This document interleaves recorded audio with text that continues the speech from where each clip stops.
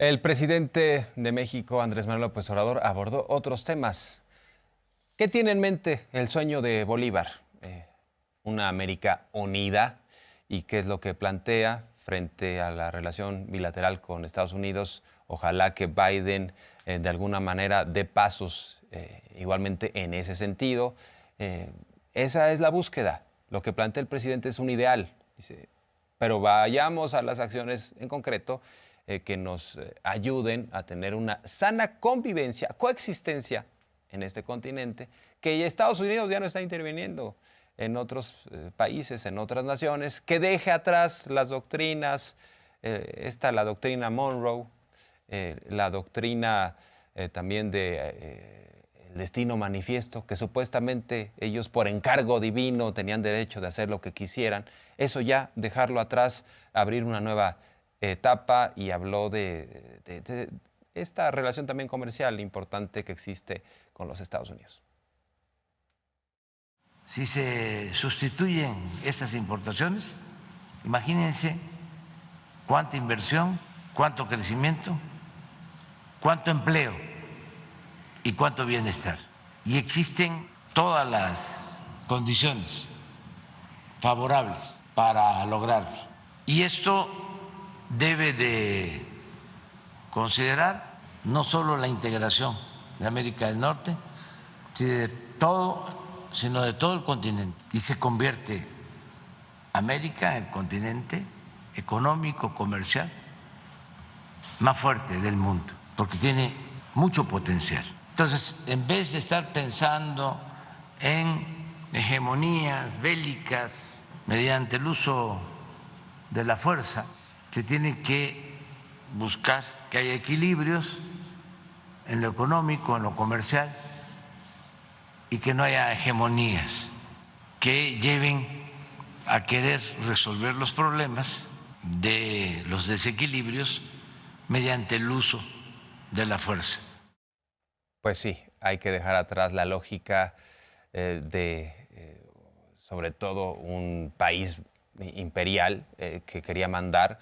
Hay que recordar, por ejemplo, lo que se plantea en las venas abiertas de América Latina, un intervencionismo muy claro de los Estados Unidos en Centroamérica, en Sudamérica, quitando, poniendo gobernantes a placer, un gran libro de Galeano, y pasar a una sana convivencia. Entre otras cosas, el problema hoy en día de América Latina es la desigualdad. Tenemos un país muy poderoso como Estados Unidos y un país, para poner un ejemplo, muy pobre como Haití, el más pobre de todo el planeta. Así la desigualdad. Por eso también el presidente dice, vamos a buscar un plan de desarrollo, un plan de bienestar conjunto en toda América, y que estos organismos como el BID, el Banco Interamericano de Desarrollo, realmente trabajen en función de la población y no nada más den medidas cosméticas. Vamos a escuchar parte de esto. No puede haber tanta desigualdad en nuestro continente y por eso podemos impulsar una alianza para el bienestar de los pueblos de América Latina, del Caribe, lo que fue en su momento la Alianza para el Progreso en la época del presidente Kennedy. Esto es importante porque si hay crecimiento económico, si hay oportunidades de trabajo, si hay bienestar en los países de América Latina, del Caribe, hay posibilidad de ordenar el flujo migratorio. Y para eso se necesita un plan para el bienestar. Existen bancos de desarrollo para América Latina, como el BID y otros, pero no hacen nada, no ayudan, no impulsan la actividad productiva, no generan empleos en los países. Son aparatos burocráticos onerosos de fachada. Ahora, también el presidente plantea una serie de condiciones mínimas para lograr el desarrollo en la región. De entrada, respeto a las soberanías. Ha sido un crítico permanente y profundo del bloqueo a Cuba, por ejemplo. Entonces dice ya que Estados Unidos deje de cometer esas prácticas, que nos vayamos respetando, entendiendo. Vamos a escuchar parte de esto. Y lo tercero es el respeto a la soberanía de los países, que ya no se mantenga la política de principios del siglo XIX, de que se intervenga en las decisiones de los pueblos, de los países que son libres, que son independientes, que son soberanos. Ahora me llamó mucho la atención, en el caso de Perú, el primer mensaje hablando de que se estaba alterando la legalidad en ese país fue de la Embajada de Estados Unidos en Perú. Eso ya no debe de aplicarse como política.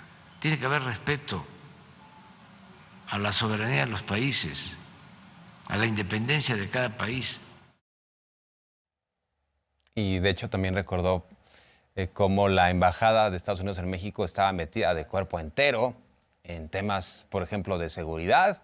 En los tiempos de Felipe Calderón, esta embajada diciendo: nosotros dimos información para dar con Beltrán Leiva y preferimos entregársela a la Marina por encima del Ejército. O sea, un intervencionismo bárbaro, ¿no?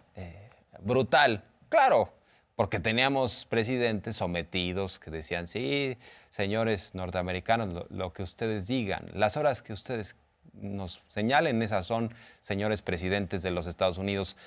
Y a propósito de esta relación, también López Obrador ha criticado a los medios de Estados Unidos, entre otros The New York Times, The Washington Post, que dice: a ver, ¿cuánto les hemos visto reportajes o notas sobre México en donde se pongan del lado de la gente? No se ponen del lado de la gente, sino de intereses empresariales. Entonces hizo la reflexión en particular de estos medios norteamericanos. No está de más seguir insistiendo en cómo se utilizan los medios de información para atacarnos y sobre todo para querer detener el proceso de transformación.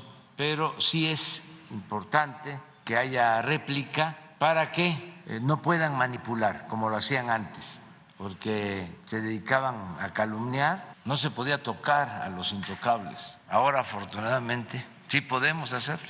Esa es la importancia que tiene esta conferencia mañanera, que podemos replicar. Acaba de haber un artículo en el Washington Post sobre la supuesta destrucción de las zonas arqueológicas por la construcción del Tren Maya. Falso de principio a fin. Leí otro artículo acerca, creo que del New York Times o de una revista especializada, sobre la detención del general Cienfuegos. New York Times, de vergüenza. Y parece que ese periodista ha sido premiado. No tiene fundamento y toda la información es de las agencias estadounidenses. Es la visión de las agencias del gobierno de Estados Unidos. Esa es su fuente principal. No es lo que nosotros sostenemos. Le faltó, por ejemplo, decir que antes, aunque hay una referencia al tema, los gobiernos de México permitían que la DEA y otras agencias intervinieran en México violando nuestro territorio, nuestra soberanía. Es el gobierno del mundo, es a lo que aspiran. Y nosotros lo que queremos es que se respeten las soberanías de los países, las independencias de los países, y que a partir de ahí se dé la cooperación en lo económico, en lo social, y que haya armonía y amistad entre todos los pueblos del mundo, que prevalezca la fraternidad. Pues sí, nada más vas a ver, por ejemplo, estos diarios norteamericanos a quienes tienen de articulistas. A Enrique Krause, el que dijo que Biden debía someter al presidente de México, Andrés Manuel López Obrador. También tienen de articulistas a Loret de Mola, o sea, al concierto de la derecha, pues. Así los están de alguna manera resaltando los trabajos, pero solo de este grupo, de esta agrupación conservadora. A propósito de The Washington Post, que dice Ana Elizabeth García Vilchis, bueno, precisamente ha desmontado la narrativa de que supuestamente el Tren Maya está destruyendo los tesoros de nuestro país, los tesoros arqueológicos y culturales. En este ¿Quién es quién en las mentiras? Ana Elizabeth García Vilchis nos ha demostrado la realidad frente a esta narrativa de The Washington Post. Vamos a ver. Washington Post publicó un reportaje con el título "Destruyendo tesoros mayas para construir un tren turístico", lo cual es absolutamente falso. Sorprende la falta de ética y veracidad por incluir datos erróneos, imprecisos o mal interpretados. Contrario a lo que afirma The Washington Post, la clasificación se basa en una metodología innovadora y en los más altos estándares de calidad internacionales para la intervención y diagnóstico de patrimonio en obras de infraestructura. El INAH, el Fondo Nacional de Fomento al Turismo, la FONATUR, y la Secretaría de la Defensa Nacional, además de los consorcios constructores, han realizado las modificaciones necesarias al proyecto del tren para garantizar la preservación del patrimonio arqueológico.